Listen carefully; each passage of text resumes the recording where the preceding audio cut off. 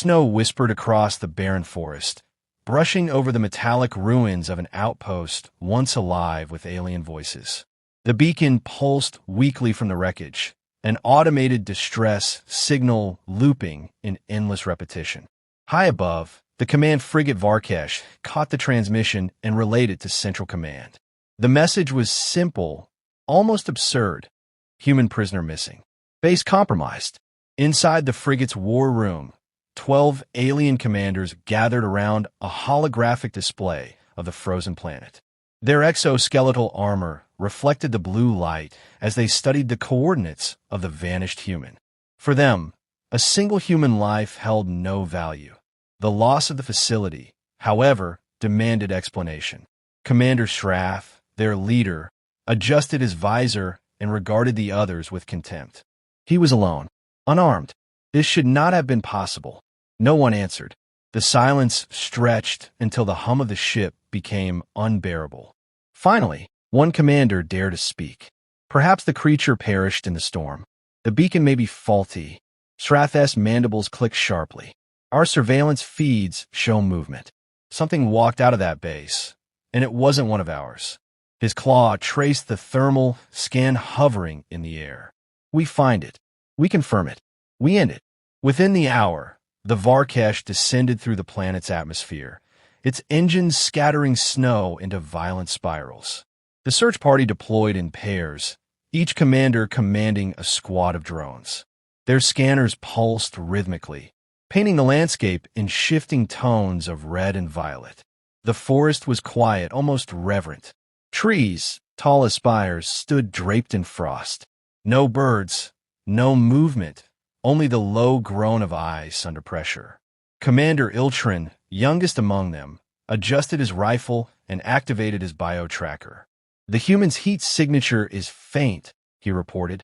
Could be interference from the terrain. Or camouflage, Shrath replied. Do not underestimate the creature. Intelligence reports say their kind adapts to anything. They pressed deeper into the forest. Hours passed beneath the muted gray sky. The storm thickened, soft flakes settling over their armor like ash. Then, without warning, one of the drones went dark. Another followed, their signals blinking out in sequence until the entire left flank vanished from the display. Static hissed in their comms. Shrath raised a hand. Form defensive pattern Delta. Iltrin, take point. The younger commander moved ahead, his sensor sweeping the snowdrifts. A faint sound, something like a heartbeat, echoed through the comm line. He turned. Did anyone else? A single shot cut him off. The sound was muffled, distant, yet the effect was immediate. Iltrin collapsed backward. A neat hole burned through his ocular visor. His body twitched once before freezing in the snow. Panic rippled through the formation. The drones swarmed outward, scanning frantically. Nothing. No trace of movement, no visible heat. Only the endless white and the soft hiss of falling snow. Sniper fire, one commander whispered. But from where? Everywhere, Shrath muttered. He crouched beside Iltrin's corpse and examined the wound. The shot was impossibly precise, angled from above, through a narrow gap between armor plates. The weapon was alien, their own technology turned against them. How could he have? He learns, Shrath interrupted.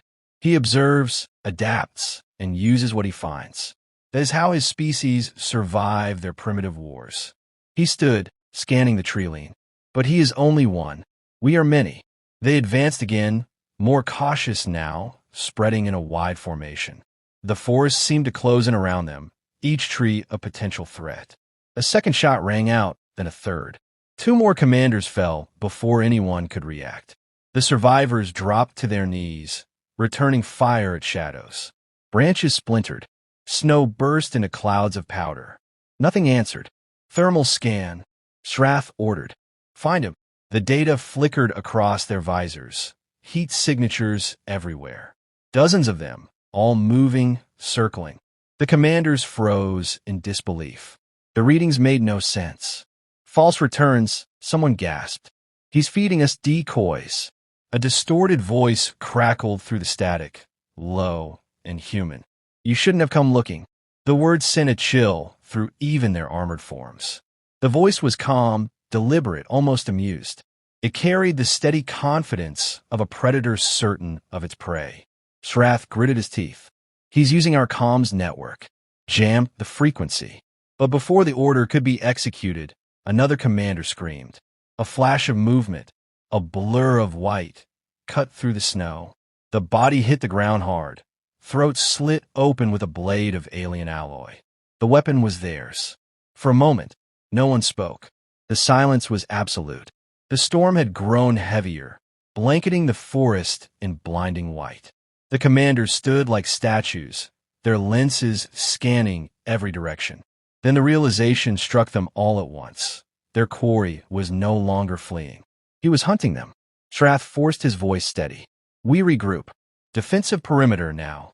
They formed a tight circle, weapons outward.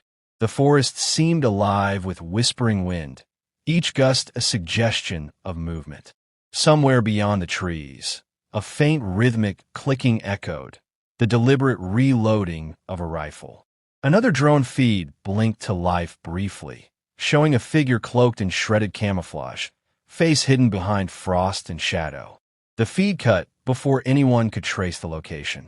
He's adapting to our tactics, Shrath said quietly. He studied us. Every move we make, he anticipates. What do we do? A commander asked, voice trembling. Shrath looked out into the blizzard, his breath fogging the inside of his visor.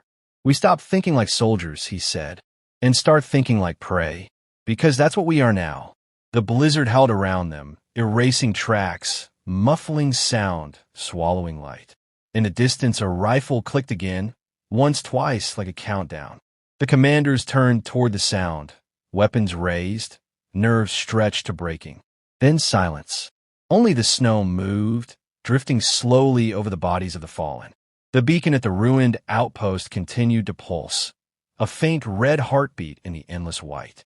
Somewhere unseen, the human watched through his scope, breathing slow, steady, patient. The search had begun. The storm had not relented. Hours had passed since the first deaths, yet the forest remained a maze of frozen silence and unseen eyes. Commander Shrath moved through the snow with the remaining 9 officers, their armor dimmed to reduce thermal visibility. The loss of communication with the Varkesh meant they were now isolated, unable to call for extraction. Shrath knew that somewhere among the twisted trees, the human was watching, calculating. Every movement felt exposed, every breath a signal waiting to be detected. They came upon the carcass of a drone impaled against a tree. Its optics had been shattered, wiring torn out and rearranged into a crude pattern. 3 lines crossed by 1, the symbol of a tally. A message. The human was counting. He's keeping score, muttered Commander Krell, scanning the area. He's mocking us. Not mocking, Shrath replied. Communicating. He wants us to understand he controls the field. The words hung in the frozen air. They all felt the weight of it, the inversion of power. They had come as hunters, equipped with advanced weaponry and centuries of combat doctrine. Yet the human, alone and cut off, had turned their tools into his own. The team advanced in silence. The trees grew denser, the fog thicker. Visibility shrank to mere meters. A faint electronic hum buzzed in their helmets. At first, they thought it was interference. Then the hum resolved into a voice, fractured and distorted. You're predictable, the voice said. You follow formation, you trust your tech. But tech dies in the cold. The sound came from everywhere, through comms, through the air itself. The commanders froze, scanning frequencies, trying to isolate the source. It was no use. The human had hacked their communication grid again. Then came the laughter, low and brief, echoing between the trunks. Krell fired wildly into the snow, his plasma rounds sizzling into vapor. Hold your fire, Shrath barked. He's baiting you. But Krell ignored him, moving toward the sound. A moment later, a crack split the air. Krell fell face first into the snow, a perfect shot through the visor. The laughter returned, distant and fading. 8 remained. Shrath closed his eyes briefly, forcing control over his rising panic. The human was studying them, dissecting their behavior like prey under observation. Each reaction, each shot, each word, it all fed his understanding of how they fought. They pushed forward again, this time in silence. Every commander watched the others' backs, their breathing steady but shallow. Above them, flakes fell like ash. The wind carried faint echoes, clicks, whispers, movement that could have been wind or intent. The line between reality and paranoia blurred. Commander Vel and Nithar scouted ahead. Moments later, the others heard a faint crunch, followed by a sharp detonation. The shockwave threw snow into the air. When it cleared, only Nithar was standing, armor scorched and leg torn open. Vel was gone, reduced to a smoking crater. He's setting traps, Nithar gasped. Using our own explosives? How is that possible? Shrath knelt beside him. Because we left them behind. Because we underestimated what he could do with scraps. The admission was bitter but true. The human was turning their discipline into a liability. The more they followed protocol, the easier they became to predict. They burned through the next hour in near silence, dismantling traps and sweeping every shadow. The alien soldiers' movements grew erratic, their unity fracturing. One commander suggested retreating to the drop site. Another insisted on splitting into pairs. Arguments broke out, hushed but venomous. Shrath let them speak. Fear was doing his work for him. Soon he would not need to silence them. The forest would. Night began to fall, though the sky never truly darkened. The storm thinned, revealing a faint lunar glow. The snow reflected the light, turning the world into a pale, deceptive calm. For a fleeting moment, they almost believed the danger had passed. Then the ground beneath one commander gave way. He plunged into a concealed pit lined with sharpened fragments of alien alloy. His screams cut through the quiet before dying into gurgles. The others pulled back in horror. 7 remained. Shrath realized they were being herded. Each step, each death, pushed them closer toward the valley below, an open basin surrounded by cliffs. A perfect kill zone. He raised a claw to signal retreat, but the moment he did, a flare burst above them, bathing the snow in blinding white. Shots followed, precise and rhythmic. 2 more fell, armor cracking under the kinetic force. The survivors dove for cover behind fallen logs. Energy pulses ripped through the air, scorching bark and sending splinters flying. Through the chaos, Shrath glimpsed movement, a shadow, human-shaped, darting between trees with impossible speed. The human wasn't just surviving. He was orchestrating every death with intent. "He's toying with us," whispered one of the last commanders, trembling. "He could kill us all now." "No," Shrath said. "He wants us to see." The commander frowned. "See what?" What fear looks like from his side. The next few minutes unfolded like a cruel lesson. The alien sensors malfunctioned in synchronized failure. HUD displays filled with static.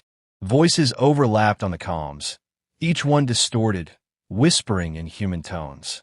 Their technology had turned against them entirely. Desperation replaced strategy. The aliens fired blind into the snow, wasting ammunition. The human responded with silence. Then, one by one, precise shots broke that silence. Measured, patient, final.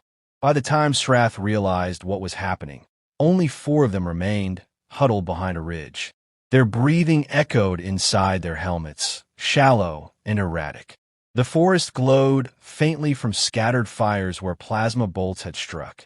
Shrath looked at his trembling claws, slick with frost and blood. His soldiers, his elite, were dying to one creature they had deemed inferior. He felt something unfamiliar then, something that did not belong in his training. Respect. Not admiration, not awe. Respect for the ruthless intelligence that had turned survival into art. He keyed the internal channel. "Listen to me," he said quietly. "He is not a beast. He is a tactician.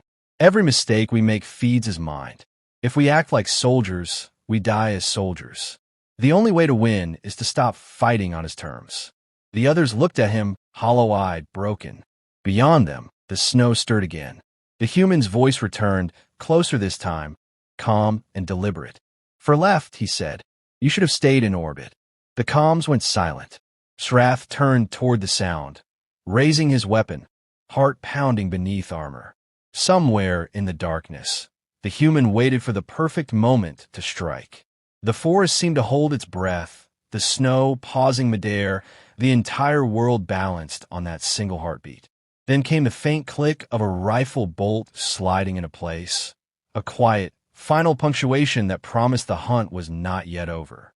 The fires had burned low by dawn, leaving only blackened stumps and drifting embers that crackled in the frozen wind. Commander Shrath stood over the remains of what had once been his squad. Their armor was scorched, their visors shattered, their insignias half buried beneath ash and snow. The silence pressed against him, heavy and absolute. Only 3 of them remained now: Shrath, Nithar, and Rel. Their sensors were dead, their communication grid corrupted beyond repair. The human had stripped them of technology, of coordination, of pride. What remained was instinct, and even that was eroding under the weight of fear. Nithar limped beside him, armor sparking where the plasma wound had eaten through the plates. "We can't stay here," he rasped. "He'll come back." "He never left," Shrath answered. The words came quietly, not as reassurance, but as acceptance. "He's watching. He wants us to move where he wants us to go." Rel looked around at the lifeless forest. "Then where? There's no shelter, no extraction point. We're ghosts now." Shrath's gaze lifted to the ridge ahead, a narrow path leading toward the shattered remains of a landing beacon. It flickered weakly through the mist. "We move there," he said. "If he's guiding us, then we end the path where he expects it to end. Maybe that's the only way to face him." They advanced slowly, weapons ready, nerves stretched thin. The snow whispered around them, muting every step. The world had shrunk to the rhythm of their breathing and the pulse of dying electronics. Every few meters, Shrath caught fleeting impressions, movement that vanished when he turned, faint glints of light reflecting off distant glass. The human was always just beyond reach, like a shadow folded into the landscape. Halfway to the ridge, Nithar stumbled and fell to one knee. Before either of the others could reach him, a shot cracked from the trees. The plasma round tore through his chest plate, spinning him backward into the snow. His breathing slowed, steam curling from his open mouth as he struggled to speak. "He's right there." His arm lifted weakly, pointing toward the ridge, then dropped. Rel aimed at the treeline and fired in short bursts, but the shots found only empty air. The silence that followed was unbearable. Shrath placed a hand on Nithar's chest, feeling the faint rhythm fade beneath his claw. For the first time in his career, he felt helpless, stripped of command and purpose. Now only 2 of them remained. They continued toward the ridge without speaking. Rel's composure cracked with every step, his movements jerky, frantic. He muttered to himself about traps and ghosts, about technology failing them. Shrath said nothing. He needed the younger commander focused long enough to reach the beacon. The final stretch opened into a clearing. The snow was untouched, unnaturally smooth, and the air shimmered faintly. Shrath stopped. "Wait," he said, but Rel was already moving forward. The explosion was small, almost elegant. A thin plume of fire rose where Rel had stepped, his body thrown backward by the blast. The sound of his armor clattering to the ground was swallowed by the storm. Shrath shielded his eyes against the debris, heart hammering. When the smoke cleared, he was alone. He lowered his weapon. "Enough," he called into the silence. "You've proven your skill. You've proven your nature. Come out." At first, there was no response. Then, from between the trees, a figure emerged, slow, deliberate, human. Frost clung to his clothing, his breath steady despite the cold. The ghillie suit hung in tatters, the fabric stained with soot and alien blood. His rifle rested across his shoulder like an afterthought. Shrath studied him with something approaching reverence. "You are Vale," he said. "The prisoner." The human gave a faint nod. "Was." Shrath exhaled, the sound hissing through his respirator. "You could have escaped. You didn't have to kill them all." Vale's eyes, pale and unblinking, met his. "They would have followed. I needed them to stop." Shrath's mandibles twitched in disbelief. You slaughtered 12 of the most skilled commanders in the fleet. For what? Survival. Vale's expression didn't change. Survival's just the surface. You took me to study how humans fight. You wanted to know what makes us dangerous. This is the answer. The wind swept between them, carrying the faint sound of cracking ice. Shraff lowered his weapon. There was no point in firing. He had already lost the war before it began. I underestimated you, he said. All of us did. You adapt faster than we thought possible. Vale tilted his head slightly. That's the thing about predators, he said softly. You never realize when you've become the prey. For a long moment, neither moved. The forest seemed to hold its breath again, the last remnants of the storm fading into quiet. Then Shraff holstered his weapon and stepped closer. If you kill me, they'll send more. They always do. They'll come for you. I know, Vale said. That's why you're going to send them a message. Shraff frowned. What message? That Earth isn't prey. The human handed him a small data core. Alien tech, reconfigured, pulsing with encoded transmissions. Shraff took it carefully, understanding dawning in his gaze. The message was already broadcasting, a warning carried through the wrecked ship's long-range beacon. Every alien receiver in the sector would hear it before the day ended. Vale turned away, moving toward the deeper forest. If you ever return, he said over his shoulder, remember what you found here. Shraff watched him disappear into the mist, his outlines swallowed by snow and silence. The faint hum of the data core vibrated in his hand, its signal already echoing across the void. Around him, the forest stood still. No movement, no sound, only the quiet testimony of the dead. Above the planet, in the distant reaches of orbit, alien ships would soon intercept the transmission. They would hear a human voice, calm and resolute, say, "This planet belongs to the strong. Do not come back." Shraff looked once more toward the horizon, where the human had vanished, and felt something he could not name, something between dread and awe. The storm began to fall again, gentle flakes covering the battlefield, erasing footprints, softening the scars of war. The last commander stood alone until the wind swallowed him too, and the forest returned to silence, as if nothing had ever happened. But somewhere beyond the trees, a scope's reflection flickered once, then vanished into the endless white. The hunt, he knew, was far from over.